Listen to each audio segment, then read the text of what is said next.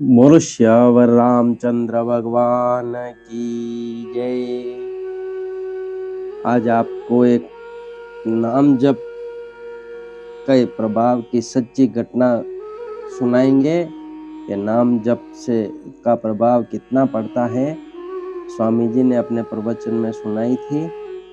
राजस्थान की सच्ची घटना है। नागौर जिले में माजवास गांव में फूलीबाई नामक एक बड़ी भक्त हो गई। उनका जन्म जाट परिवार में हुआ था और वो बस राम राम राम राम जपा करते थे और घर का काम धंधा भी करते थे। अब उनके राम नाम में इतना लय लग गया था कि वो कुछ भी काम करते हुए भगवान का नाम जपा करते थे, राम राम राम राम राम राम राम राम। तो वो क्या है कि गोबर से अपने कंडे बनाए जाते हैं, जिनको मेवाड़ी और मारवाड़ी में थापड़ी भी बोलते हैं। तो कंडे थेपा करती थी, तो उनके पास में और भी कंडे थेपते थे। तो वो क्या है कि कंडे चुरा लेते थे, इधर के उधर कर देते, इधर के उधर कर देते।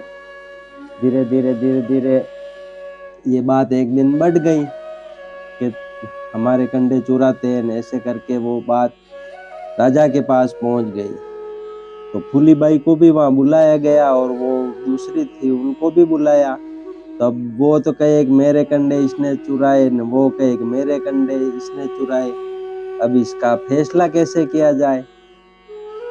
तो अब राजा भी आश्चर्य में पड़ गए कि कंडे को कैसे पता किया जाए कि इसने चुराए कि इसने चुराए। तो फूलीबाई ने कहा कि भाई एक एक बोरी कंडे दोनों के यहाँ से मंगवाए जाए।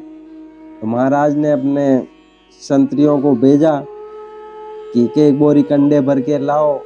कंडे भर के लाए एक एक बोरी और राज दरबार में खाली कर दिए, एक तरफ एक के और एक तरफ एक के।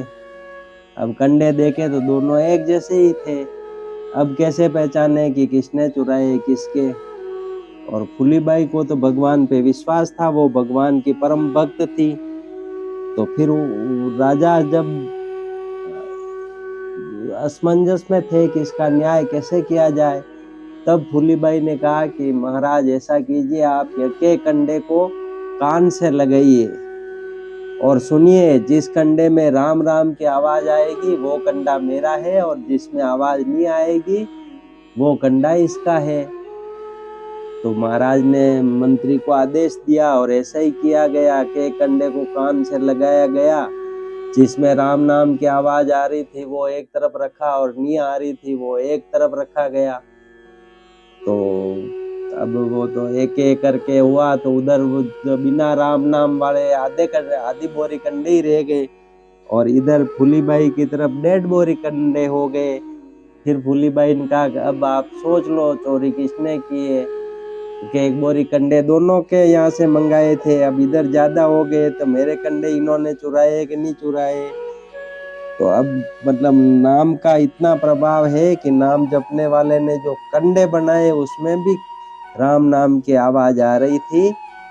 फिर महाराज ने प्रभावित होकर फूलीबाई को बोला कि हमारे रानियों को सत्संग सुनाइए। तो फूलीबाई को रनिवास में ले गए।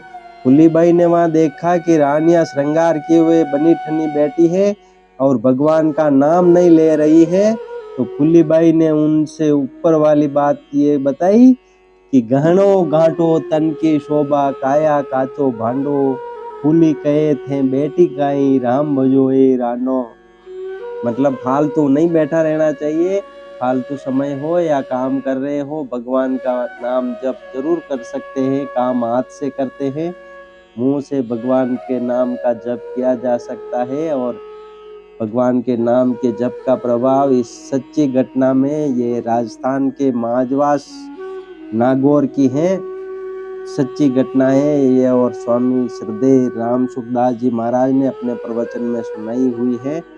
भगवान के नाम के जप से ऐसा चमत्कार भी हो सकता है, तो कोई बड़ी बात नहीं है। बोलो श्यावर रामचंद्र भगवान की जय।